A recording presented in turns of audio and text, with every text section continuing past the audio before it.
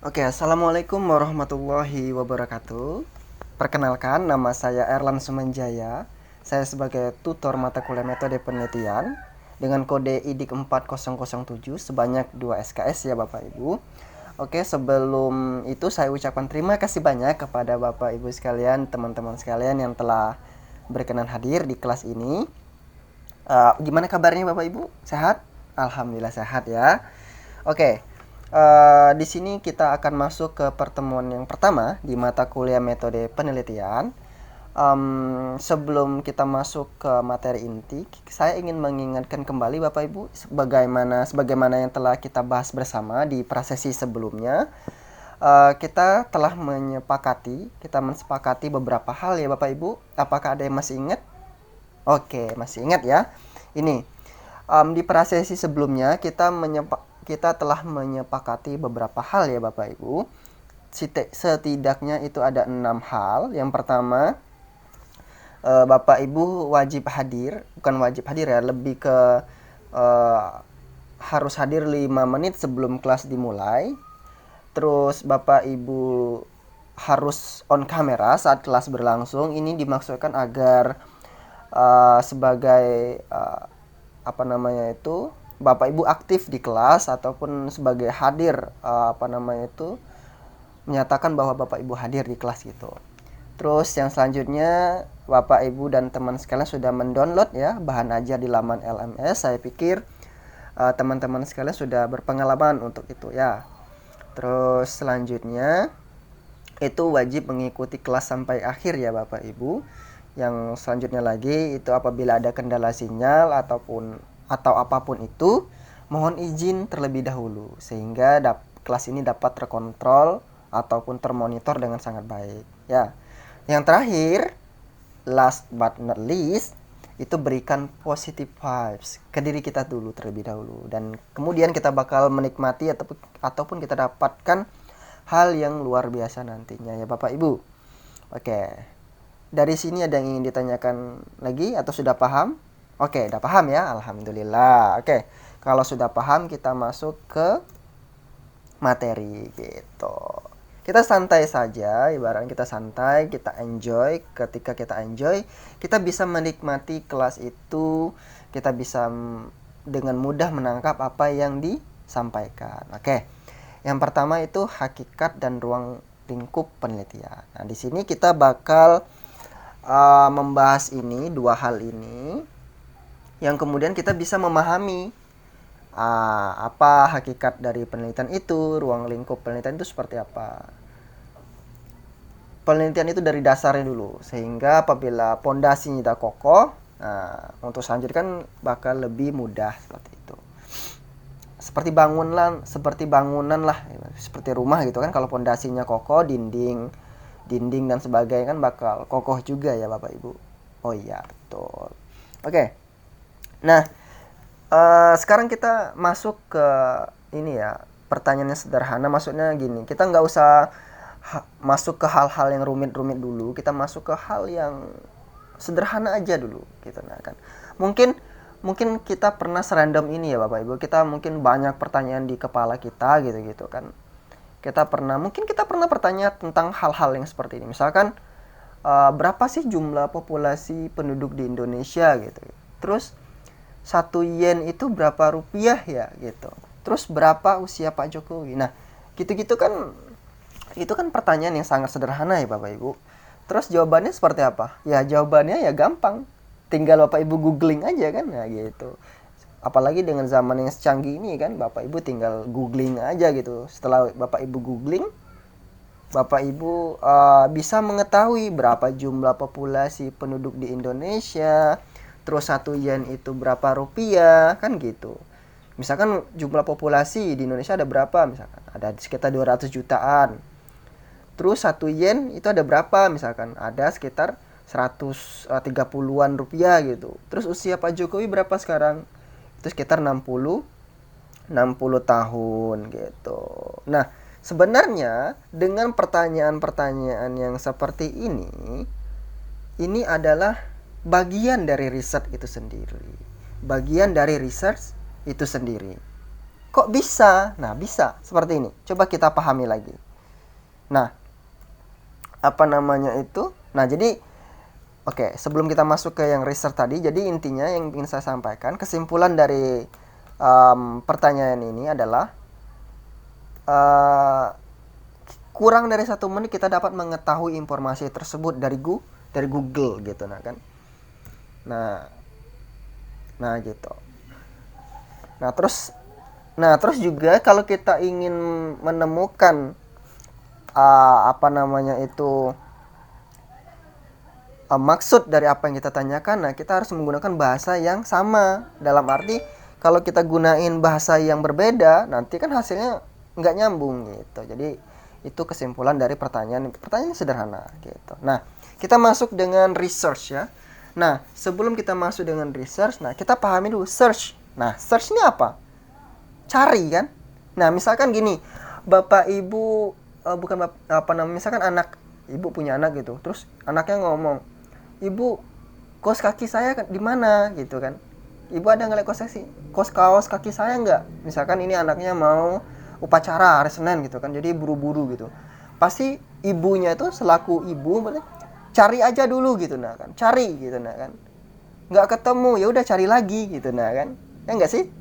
Ya, oh iya bener kan. Jadi kalau ini pengalaman dari ibu-ibu ya. Jadi kalau ibu pasti kalau anaknya bilang mana kaos kaki ibu, itu cari aja dulu gitu, nggak ketemu cari lagi gitu, nggak ketemu juga cari lagi. Nah, proses mencari itu itulah yang dinamakan dengan research. Nah, paham kan Bapak Ibu?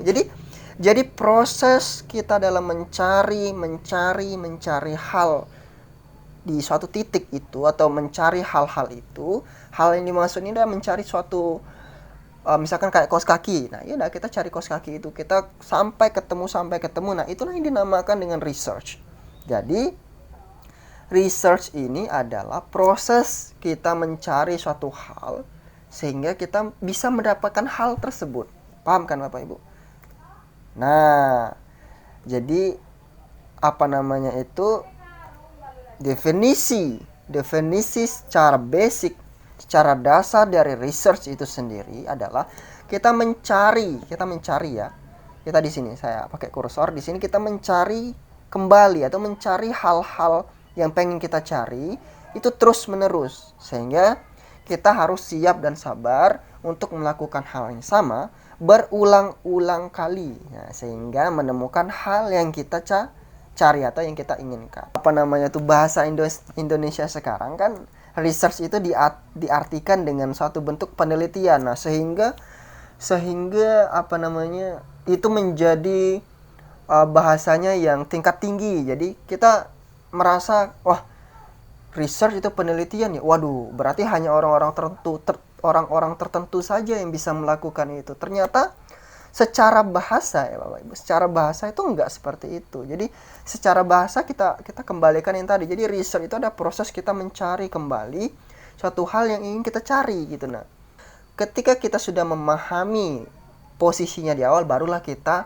masuk ke tahapan penelitian seperti itu. Jadi ketika kita paham apa namanya secara filosofi itu adalah proses mencari yang kemudian kita sadur itu menjadi sebuah penelitian. Nah, kenapa itu disebut penelitian? Karena ada proses, ada langkah-langkah, ada metode. Nah, metode itu apa maksudnya? Metode ada langkah-langkah ataupun cara kerja yang sistematis, yang masif, yang kemudian itu bisa dilakukan oleh kalangan-kalangan akademis. Jadi proses yang kita lakukan itu bisa juga dilakukan oleh orang lain. Nah, itulah yang dinamain dengan suatu bentuk yang namanya penelitian. Oke Bapak Ibu, sampai batas ini ada yang ingin ditanyakan Bapak Ibu? Paham? Oh iya, paham sekali ya. Jadi apa namanya, saya ulangi lagi, saya tekankan sekali lagi bahwasannya research itu secara filosofi itu kita mencari kembali hal yang ingin kita cari.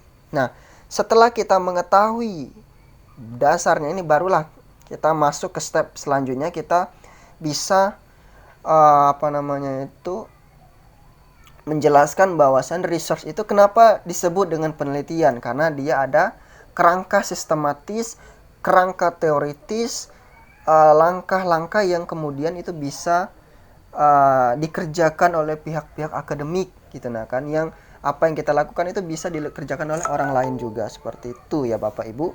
Paham? Oke, paham ya. Oke, kita masuk ke ruang lingkup. Nah, ruang lingkup dari penelitian ini tuh sangat luas ya Bapak Ibu, sangat luas sekali. Ada sains, ada psikologi, antropologi, politik, ekonomi, dan masih banyak lagi. Itu secara ruang lingkup. Nah, luas sekali ya Bapak Ibu. Nah, oke. Nah, selanjutnya itu adalah manfaat penelitian. Jadi di manfaat penelitian ini ya Bapak Ibu, itu ada dua hal yang bisa kita bahas, ataupun ada dua pendekatan.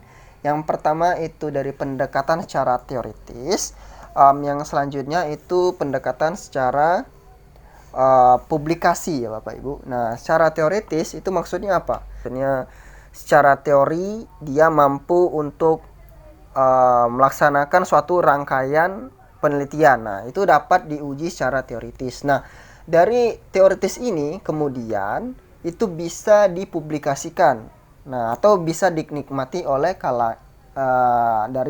bisa dinikmati oleh sekumpulan akademisi, maksudnya sehingga dari sini itu penelitian bisa dinikmati juga kemanfaatannya itu. Seperti misalkan kita contohnya gini, misalkan ada penelitian tentang bagaimana respon dari belajar daring. Nah, secara teoritis kan ada tuh. Secara teoritisnya misalkan data-datanya seperti ini. Ada data-data dari yang lalu, ada data-data yang sekarang, bagaimana respon anak. Nah, terus kan setelah kita lakukan penelitian, nah penelitian ini akan dipublikasikan, bisa berupa buku, jurnal, dan sebagainya. Ya, yang kemudian itu bisa diterapkan di sehari-hari gitu. Nah, sehari-hari maksudnya di lingkungan sekolah, misalkan bisa diterapkan di sekolah Bapak Ibu, ataupun diterapkan di tempat yang sekarang, yang kita lakukan sekarang nih, di daring sekarang. Nah, kan saya juga mengajar ataupun saya memberi tutorial juga berdasarkan riset kan, berdasarkan riset sebelumnya, bagaimana caranya penyampaian ini bisa tersampaikan dengan baik. Otomatis kan ada riset sebelumnya gitu. Nah, itulah kemudian bisa kita nikmati yang kita sebut dengan manfaat dari penelitian. Oke. Yang selanjutnya, yang ini terakhir ya Bapak Ibu, kesimpulan, yaitu di mana kita telah mengetahui filosofi sederhana dari research itu sendiri, mencari kembali gitu ya. Terus kita juga bisa mengetahui betapa luasnya ruang lingkup penelitian itu. Yang selanjutnya kita mengetahui juga ada dua pendekatan sederhana ya dari manfaat penelitian. Tadi ada teoritis sama publikasi. Oke. Dari sini ada yang ingin ditanyakan Bapak Ibu? Oke, ada satu pertanyaan ya. Apa? Pertanyaannya? Oh, yang tentang research tadi. Oh ya, research tadi itu mencari kembali ya. Maksudnya mencari kembali itu artinya kita mencari apa hal yang ingin kita cari gitu. Nah, jadi kita fokus di situ dulu, kita fokus mencari hal itu yang kemudian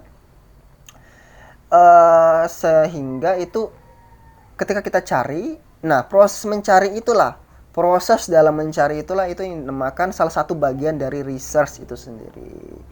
Yang kemudian secara filosofi itu ketemu, ternyata research itu ternyata sederhananya kita proses mencari gitu. Nah, terus apa lagi? Kenapa dia jadi penelitian? Kenapa dia jadi penelitian? Karena proses dalam mencari itu kan ada langkah-langkah kan. Ada langkah-langkah kita harus melakukannya seperti apa, metodenya seperti apa, kinerjanya seperti apa, pakai apa gitu kan, toolsnya apa aja. Nah, serangkaian itulah ketika diramu jadi satu, diramu jadi satu sehingga bahasanya menjadi suatu penelitian. Oke, paham Bapak Ibu? Oke, paham ya? Oke, alhamdulillah ya Bapak Ibu. Ya, saya kira itu ya. Atau ada yang ingin ditanyakan lagi? Oke, tidak ada. Oke, kalau tidak ada, saya pikir untuk pembahasan pada pertemuan 1 dicukupkan batas ini saja ya Bapak Ibu. Untuk selanjutnya kita akan masuk di pertemuan yang kedua, melanjutkan dari pertemuan pertama. Selanjutnya kita bakal bahas tentang hipotesis dan sebagainya ya Bapak Ibu di pertemuan yang kedua. Oke. Untuk itu, kalau tidak ada yang pertanyaan lagi, saya cukupkan batas ini. Semoga Bapak Ibu bisa memahami materi yang saya sampaikan. Enjoy for the session. Okay, see you on the next time.